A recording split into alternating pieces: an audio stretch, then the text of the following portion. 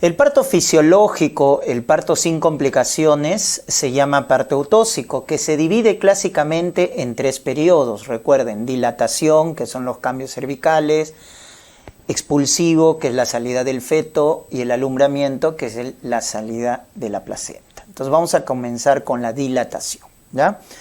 Para esto, primero quiero que recuerden que la dilatación se divide en fase latente y fase activa, ¿ya?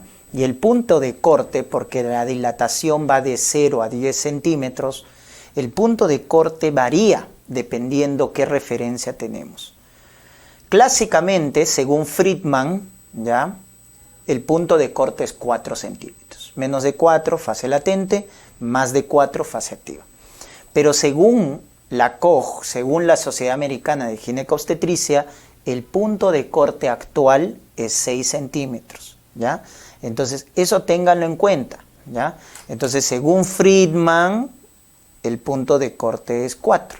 Según la COG, el punto de corte para dividir fase latente o fase activa es 6 centímetros. Entonces, eso va a depender de la referencia a la cual nos basamos, ¿no?, para dividir el periodo de la dilatación. Recuerden que en la fase latente es una fase variable, y en cambio en la fase activa es más constante y se adquiere la mayor velocidad de dilatación. Cuando tenemos el partograma, ¿no es cierto?, de lo que viene a ser la Organización Mundial de la Salud, acá debemos recordar que la línea de alerta, que está de color rojo, se construye a partir de los 4 centímetros, ¿correcto? Entonces, eso hay que tenerlo en cuenta, ¿ya? La línea de alerta, que se construye a partir de los 4 centímetros. Ahora, si una gestante en trabajo de parto permanece en una dilatación por más de 4 horas, como están viéndolo ahí, si permanece en la misma dilatación por más de 4 horas, se empieza a construir la línea de acción, que como están viendo se está desviando a la derecha, porque el parto se está prolongando, ¿ya? Entonces recuerden que acá el dato que la línea de alerta es 4 centímetros, a los 4 centímetros se construye la línea de alerta y la línea de acción se construye cuando una gestante en trabajo de parto permanece por 4 horas en la misma dilatación, ¿ya? Muy bien, entonces eso es importante que lo debemos recordar. Ahora, para que se den los cambios cervicales o para decir que una gestante ha iniciado trabajo de parto es que tiene que haber buena dinámica. Y esa buena dinámica se establece por un marcapaso que está en el cuerno derecho, ¿correcto? Ahí está. Entonces el cuerno derecho del fondo uterino es el que comanda la contracción uterina. Por eso en el fondo uterino decimos que la contracción es más precoz, es más duradera y es más intensa. Y va descendiendo conforme se acerque al segmento uterino inferior. ¿Cómo se llama eso, doctores? Triple gradiente descendente. Entonces la contracción uterina tiene una dirección, tiene un orden, como lo están viendo, ¿correcto? Entonces eso debemos recordarnos. Hay una relajación del músculo liso del útero y también hay una contracción. Entonces, ¿qué hormonas participan en la relajación del útero? Estas hormonas son las que participan en la relajación. Las catecolaminas con sus receptores beta-adrenérgicos, ¿correcto? La prostaglandina E, pero cuando trabaja con su receptor tipo 2 o tipo 4. O el nifedipino, que es un calcio antagonista, ¿no? Por eso, si ustedes recuerdan de farmacología, los beta-agonistas o el nifedipino, que es un calcio antagonista, son tocolíticos. ¿Qué quiere decir tocolíticos? Que relajan el útero, ¿no? Que relajan el útero. Porque estas sustancias lo que hacen es estimular a un receptor asociado a proteína G que va a aumentar, miren, el AMP cíclico. Y este segundo mensajero, que es el AMP cíclico, hace que disminuya el calcio intracelular en el músculo liso. Y ello conlleva la relajación, ¿correcto? A la relajación del útero. ¿Estamos? Y también quiero que vean la forma de la actina y la miosina. Miren, sobre todo de la actina. La actina y la miosina son proteínas contráctiles, que cuando el útero está en relajación, miren, la actina tiene forma globular. Entonces acá recuerdes quiénes relajan el útero, quién es el segundo mensajero que produce caída del calcio intracelular y cuál es la forma de la actina en la relajación, que es globular. Porque eso lo podemos comparar ¿con quién? Con la contracción del útero, que es un mecanismo diferente. ¿Quiénes contraen el útero? Ahí está. Las hormonas que contraen el útero, por el contrario, la hormona hipotalámica, principalmente producida por el núcleo paraventricular, la oxitocina. La prostaglandina clásicamente contrae el útero, pero con su receptor 1 y 3. Miren el doble comportamiento, ¿no? Si participa con su receptor 2 y 4, relaja. Si es el 1 y el 3, contrae, ¿no? Generalmente lo utilizamos como uterotónico, la prostaglandina E, recuerden, como uterotónico, pero porque trabaja con su receptor 1 y 3. Las catecolaminas, pero con su receptor alfa. El alfa contrae, el beta relaja. ¿Qué hormona fetal induce la contracción del útero? El cortisol. El feto, producto del trabajo de parto, se estresa y activa su eje adrenal para producir cortisol. Y el cortisol induce contracción del útero. Y la prostaglandina F2-alfa. ¿Qué hacen estas sustancias? Miren, activan a una proteína G que ahora lo que hace es producir este segundo mensajero, diacilglicerol inositol trifosfato. ¿Qué hacen estos segundos mensajeros? Aumentan el calcio intracelular. El calcio en el músculo liso, recuérdense que se une a la calmodulina en el músculo liso. Y eso va a llevar a la contracción del útero, ¿correcto? Y miren la conformación de la actina cuando se contrae, al igual que la miosina. Van a adoptar una forma fibrilar cuando se contrae. Entonces recuerden acá qué sustancias contraen, cuál es el segundo mensajero que producen el calcio intracelular en la contracción y cuál es la forma que adoptan las proteínas contráctiles. Entonces ahí tienen para comparar cuando el útero se está relajado y cuando el útero está contraído. Entonces en el trabajo de parto estas hormonas tienden a aumentar en el trabajo de parto, ¿correcto? En cambio los que relajan tienen que disminuir y tal es el caso también de la progesterona. En el trabajo de parto la progesterona tiende a descender y por el contrario los que contraen tienden que aumentar. Recuerden, la progesterona relaja el músculo liso del útero, es el tocolítico endógeno, ¿no? Entonces disminuye para dar paso a las hormonas que contraen el útero, ¿ya? Muy bien.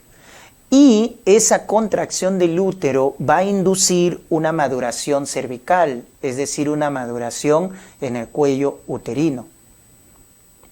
Entonces, recordar que en el cuello del útero, este está conformado por colágeno, por esta proteína, que es el colágeno. Entonces, la maduración cervical, ¿en qué va a consistir? En que se degrada el colágeno porque se activan proteasas y se retiene ácido hialurónico. En eso consiste la maduración cervical. Entonces, cuando el útero se contrae y este genera cambios a nivel del cuello, decimos que ha iniciado el trabajo de parto, ¿correcto? Y bioquímicamente, ¿qué implica una maduración cervical? Menos colágeno y más ácido hialurónico, que lo podemos ver gráficamente, miren.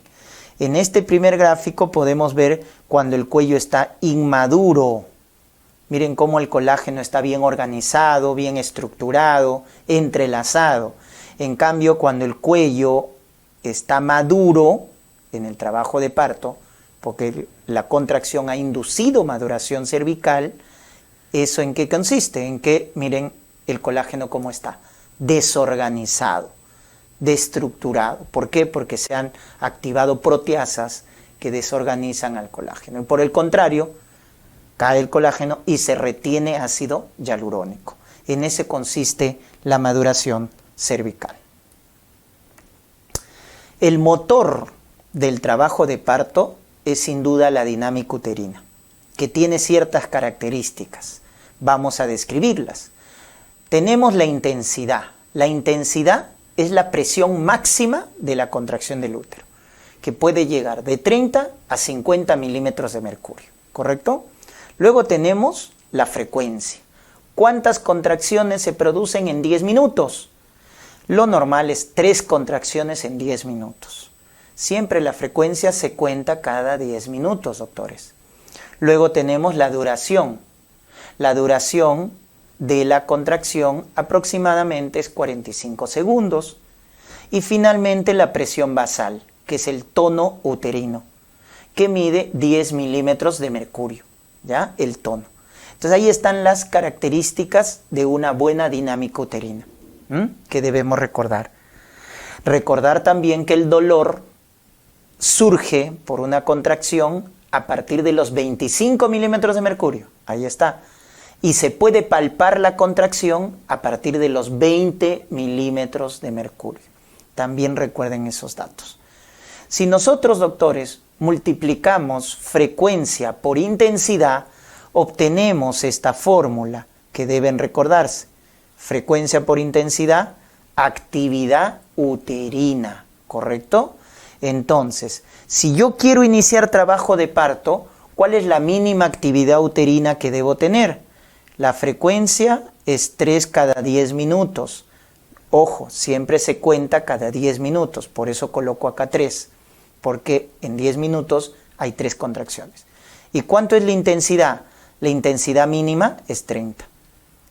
Entonces, esto sale 90. ¿90 qué? Unidades de Montevideo, así se llama, o así se describe la actividad uterina. Entonces, la mínima actividad uterina para iniciar trabajo de parto es 90 unidades de Montevideo. Muy bien. Y recordar que todos estos cambios o esta dinámica uterina va a generar cambios a nivel del cuello. Ahí decimos que hemos iniciado el trabajo de parto. En una nulípara, primero el cuello se borra, ¿no es cierto? Primero hay un borramiento o incorporación y luego se dilata, ¿correcto? Entonces en la nulípara primero se borra y luego se dilata. En cambio en la multípara se hace al mismo tiempo. El borramiento y la dilatación se hace de forma concomitante. ¿Estamos? Muy bien. Recordemos que acá, ¿no? El borramiento, ¿ya? Recordemos que el borramiento, ¿ya? Y la dilatación forman parte de los cambios o de la maduración cervical, ¿ya? ¿Y esto de qué depende? De la contracción del útero.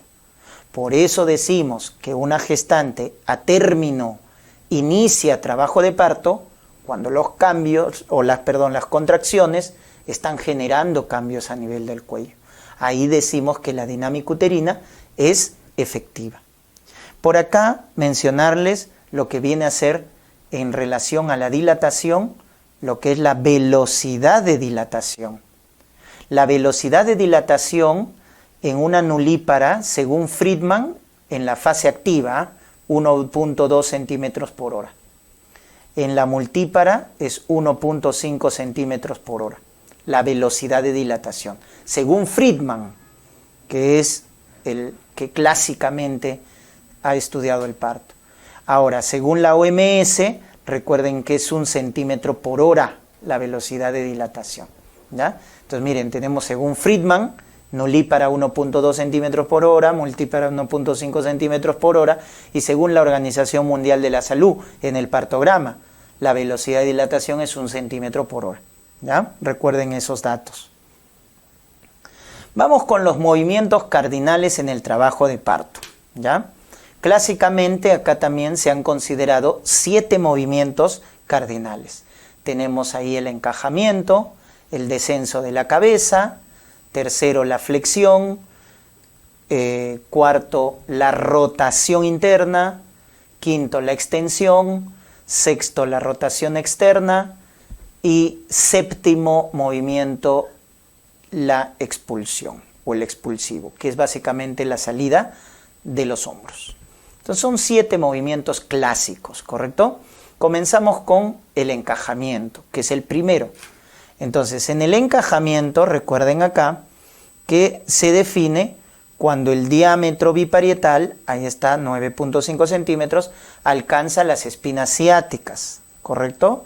Ese es el encajamiento, cuando el diámetro biparietal alcanza las espinas ciáticas. Así se define el encajamiento, ¿correcto? Muy bien. También debemos recordar del encajamiento que según la altura de presentación corresponde al tercer plano de Hodge o estación cero de Lie, ¿ya? Luego tenemos el descenso de la cabeza. El descenso de la cabeza es el llamado sinclitismo cuando es simétrico. ¿Cómo es eso de simétrico? Doctores, miren ahí los puntos de referencia. Esta sutura que separa los dos huesos parietales se llama sutura sagital o sutura interparietal. Y adelante tienes pubis y atrás tienes promontorio. Son tus 3 puntos de referencia. Sutura sagital al medio, adelante pubis y atrás promontorio. ¿Correcto?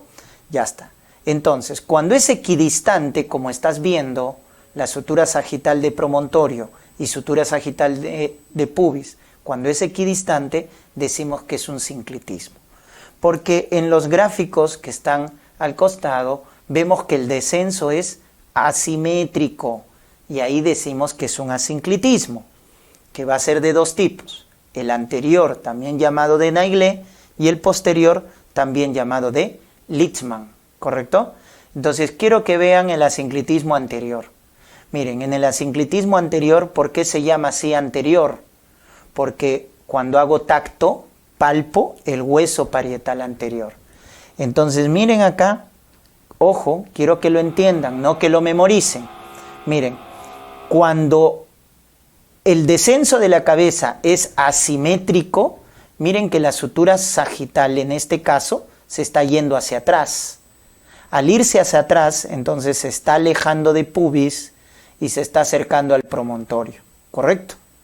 Entonces ahí estamos viendo que se está exponiendo a la sutura, al irse hacia atrás, se expone el hueso parietal anterior. Por eso se llama sinclitismo anterior, porque palpo el hueso parietal anterior, porque acá yo voy a hacer tacto, miren, acá va a estar la manito, tacto. Entonces, como la sutura se va hacia atrás, se aleja de pubis y se acerca al promontorio, entonces palpo el hueso parietal anterior. Por eso se llama sinclitismo anterior. Acá es todo lo contrario. La sutura se va hacia adelante, se acerca a pubis y se aleja de promontorio. Entonces, al hacer tacto, ¿qué hueso voy a palpar? El posterior. Por eso se llama asinclitismo posterior o de Litzmann. Eso ténganlo muy en cuenta. ¿Por qué se llama anterior o posterior? Porque palpo el hueso parietal, ya sea anterior o ya sea posterior. Y acá lo que generalmente les preguntan, y por eso quiero que tengan memoria fotográfica, es en un asinclitismo anterior, ¿hacia dónde se va la sutura? Eso les preguntan. Entonces, en el asinclitismo anterior o de Naegele, acuérdate que la sutura sagital se acerca al promontorio, como lo estás viendo, y se aleja de pubis. En cambio, en el posterior es lo contrario. En el asinclitismo posterior, la sutura sagital se va hacia adelante, se acerca al pubis, y se aleja de promontorio, ¿ya? Entonces, eso no tienen que memorizar, tienen que ver y entender de qué se trata, ¿ya? Muy bien. El tercer movimiento es la flexión, ¿correcto? La flexión, el bebito pega el mentón al tórax, ¿para qué? Para cortar el diámetro de presentación. De lo que estaba occipito frontal, que mide 12 centímetros, al flexionar, ahora expone el suboccipito bregmático, que mide 9.5 centímetros.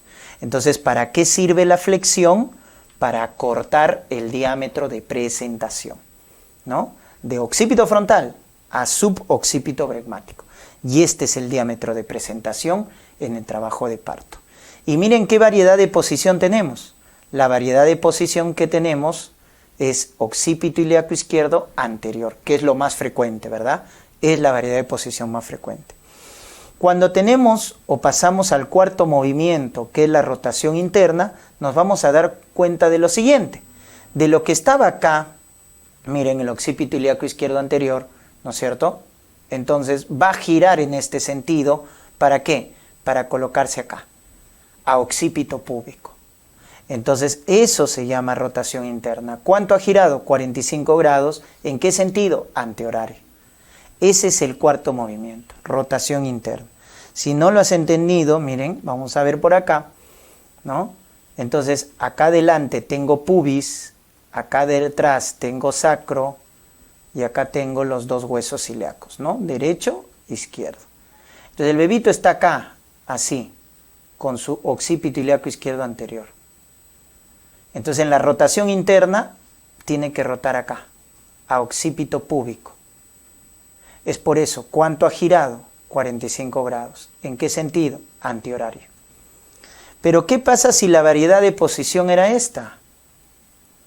Occipito ilíaco izquierdo transverso. ¿Cuánto tenías que girar para colocarse occipito púbico? 90 grados. ¿En qué sentido? Antihorario. ¿Y qué pasa si hubiera estado ahora en esta variedad de posición? Occipito ilíaco izquierdo posterior. ¿Cuánto tendría que girar? 135 grados. ¿En qué sentido? Antihorario. Por eso, ¿cuál es la variedad de posición fisiológica más frecuente? Esta de acá. Porque gira menos. En cambio, las transversas y las posteriores son distósicas. Porque como te das cuenta, van a girar más para colocarse occipito púbico. ¿Ya? Doctor, ¿y qué pasa si están al otro lado? Ah, si están al otro lado, o sea, si estuviera acá el occipucio, sería occipito ilíaco derecho, ¿no es cierto? Derecho anterior.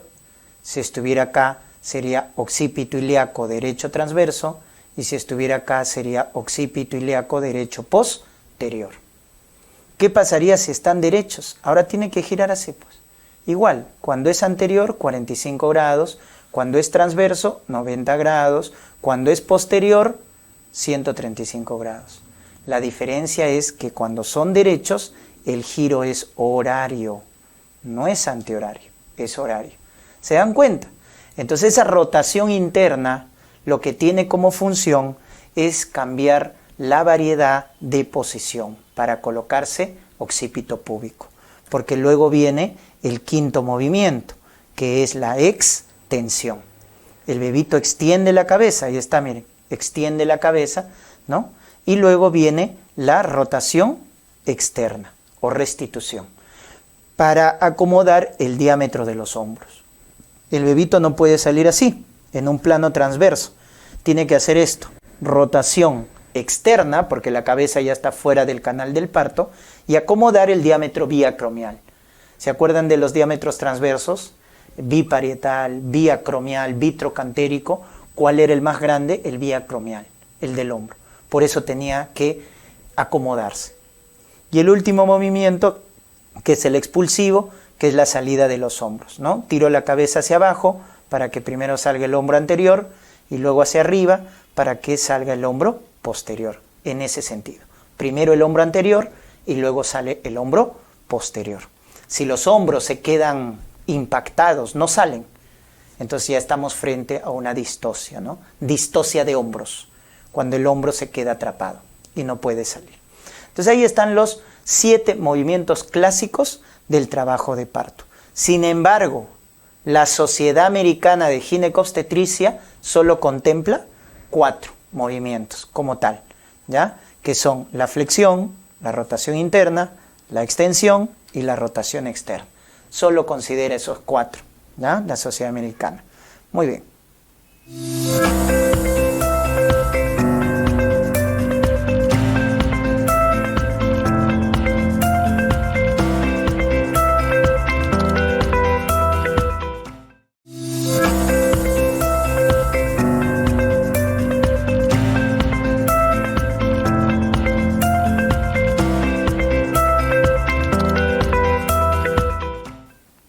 El segundo periodo es el expulsivo, doctores, que es la salida de la placenta.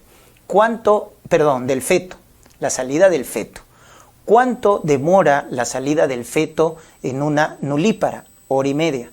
En una multípara, 1 hora, ¿correcto? Acuérdense los tiempos, porque les han preguntado. Entonces, El expulsivo, que consiste en la salida del producto del feto, se empieza o inicia cuando la dilatación ha completado a 10 centímetros. Y la maniobra que se aplica ahí es la maniobra de Röntgen, que es colocar, como estamos viendo, una mano sobre el periné y con la otra protegemos la salida de la cabeza. Entonces, controlamos la salida de la cabeza y protegemos el periné. Esa es la maniobra de Röntgen que se hace en el expulsivo, ¿correcto? Controlar la salida de la cabeza y protegemos el periné. Muchas veces, sobre todo en gestantes nulíparas que tienen el canal blando muy tenso, se recurre a la episiotomía para aumentar el canal del parto blando y evitar los desgarros perineales. Ese es el principal objetivo, evitar los desgarros perineales, sobre todo en gestantes nulíparas con canal blando muy tenso. No se hace a todas las gestantes, solo aquellas que tengan el canal blando muy tenso y sobre todo nulíparas.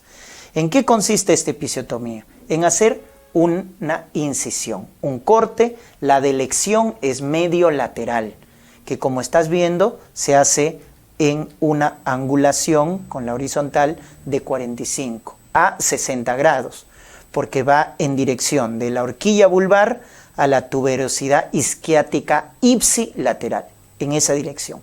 Entonces, con una angulación de 45 a 60 grados y con una extensión de 4 a 6 centímetros de longitud, ¿ya? Los músculos que se seccionan en la episiotomía y que te han preguntado son el bulbo cavernoso y el transverso superficial del periné. Son los que frecuentemente se van a seccionar en una episiotomía, ¿correcto? Luego ya se recurre a la sutura con catgut crómico, se hace, ¿no?, la llamada episiorrafia. Y es importante recordar entonces las diferencias entre una episiotomía medio lateral, que es la delección, y que lo hemos comentado, con una mediana, ¿ya? ¿Por qué la medio lateral es la delección? Por esto, porque es la más eficaz en prevenir los desgarros perineales. Y también la puedes ampliar. Entonces esas dos ventajas hacen que la medio lateral sea la episiotomía de elección. En cambio, la mediana tiene menos eficacia en prevenir los desgarros y no puedes ampliarla, ¿correcto? Ahí está la diferencia. Pero la mediana también tiene ventajas. Es la que menos duele, es la que menos sangra y es la que cicatriza mejor, ¿correcto? Esas son sus ventajas de la mediana. Duele menos, sangra menos, cicatriza más bonito. Esas son las ventajas. Pero básicamente la episiotomía se hace para disminuir los desgarros perineales, para disminuir los traumas perineales. Es por eso que es la delección la media lateral, porque es la más eficaz y puedes ampliarla, ¿no? Las otras son sus desventajas. Sangra más, duele más, la cicatrización es más defectuosa en el caso de la medio lateral. Entonces tengan en cuenta esas diferencias, por favor.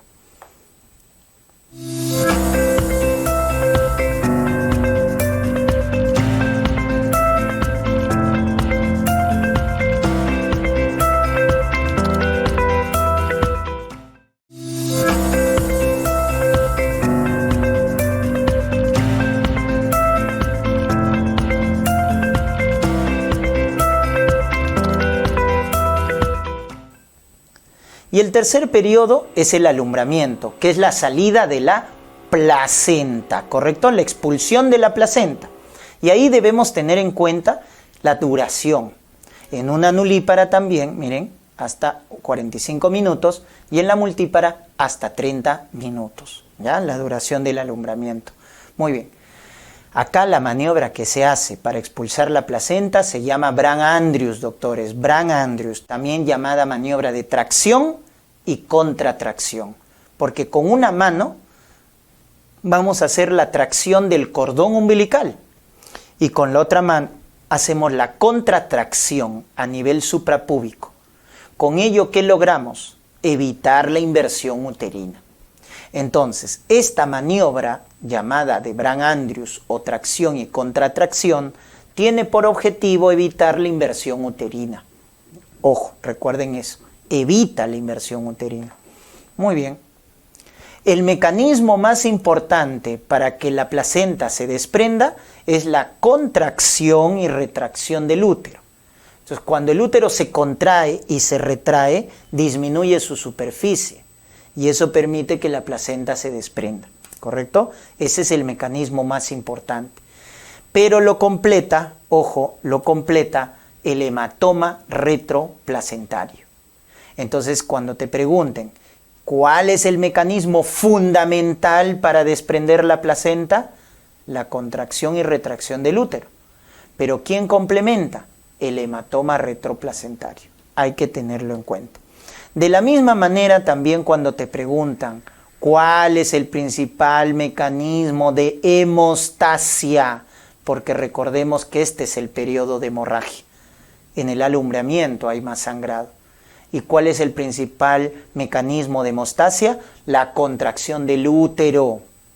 Porque al contraerse el útero, ya hemos visto en la fisiología, se aplastan los vasos uterinos. Y ese es el principal mecanismo de hemostasia. Por ello, la Organización Mundial de la Salud recomienda el alumbramiento activo o dirigido, que consiste en colocarle a toda gestante que ya está en alumbramiento, en el periodo de alumbramiento, colocarle oxitocina 10 unidades, una ampolla, que puede ser por vía intramuscular, por vía endovenosa, si tiene vía, o hasta incluso por la vena umbilical, se puede colocar. La más utilizada es la intramuscular, pero ojo, puede ser vía endovenosa o a través de la vena umbilical. Y al colocarle esta ampolla de oxitocina, acortamos el periodo de alumbramiento a 10 minutos. Por eso acuérdate la regla de los 10 en el alumbramiento activo dirigido. Le coloco una ampolla de oxitocina y acorto el periodo a 10 minutos. Acuérdate, regla de los 10. Doctor, ¿y para qué sirve ese alumbramiento activo dirigido? ¿Cuál es su objetivo? Prevenir la hemorragia posparto, principal causa de muerte materna, doctores. Prevenir la hemorragia posparto, ¿correcto? Ese es el principal objetivo. Muy bien. Doctor, ¿y en qué momento le coloco la oxitocina? Puedes colocarla después de 3 momentos. Cuando sale la placenta, le colocas la oxitocina a la puérpera. Cuando clampas el cordón, o a la salida del hombro del feto. Tienes esos 3 momentos. O a la salida del hombro del feto, o cuando clampas el cordón, o cuando ya sale la placenta. Y cualquiera de los 3 momentos son útiles para prevenir la hemorragia posparto por atonía uterina, que es su principal causa. Entonces recuerden ese alumbramiento activo dirigido, es muy importante. Doctores, signos clínicos de desprendimiento de la placenta. El primer signo clínico de que la placenta se ha desprendido es el máximo ascenso. Ese es el primer signo. El útero, cuando la placenta se desprende, entonces está la placenta y acá está el útero, la placenta se desprende, entonces el útero asciende, ¿correcto? Asciende. Ese es el primer signo clínico. Luego tenemos el signo de Alfel, que es el descenso espontáneo del cordón. Tú lo vas a ver porque has clampado ¿no es cierto?, el cordón umbilical, ¿ya? Has clampado y ves cómo la pinza con la que has clampado desciende solita 10 centímetros. Ese es el signo de Alfel, descenso espontáneo del cordón o descenso espontáneo de la pinza. Luego ya no desciende más, se queda ahí, no asciende, ¿no? Se queda ahí. Ese es el signo de Kutzner, pinza inmóvil. Entonces, Alfel desciende, ya inmóvil, Kutzner. Otros signos clínicos de desprendimiento, este de acá, el signo de Fabry o signo del pescador, que consiste en ¿qué? En traccionar el cordón, miren, con una mano tracciono el cordón, con una mano tracciono el cordón y con otra mano tracciono el abdomen. Entonces, cuando la placenta se ha desprendido, al traccionar el cordón, esa tracción no la siento en el abdomen, ¿correcto? Ese es el signo de Fabry. Tracciono el cordón y no percibo en el abdomen. Signo de Fabry o signo del pescador. Lo contrario es el signo de Stratmann. En el signo de Stratmann tracciono el abdomen y como la placenta se ha desprendido, esa tracción no se transmite al cordón. Entonces tracciono el abdomen y no percibo en el cordón.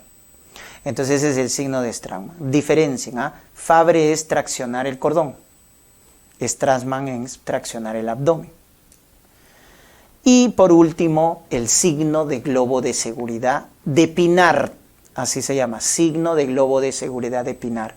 Una vez que la placenta se ha desprendido totalmente, ¿qué es lo que vamos a hacer? ¿Qué es lo que vamos a encontrar? Que el útero desciende y está duro como una pelota, porque está muy contraído. Recuerden que ese es el principal mecanismo de hemostasia, que el útero se contraiga.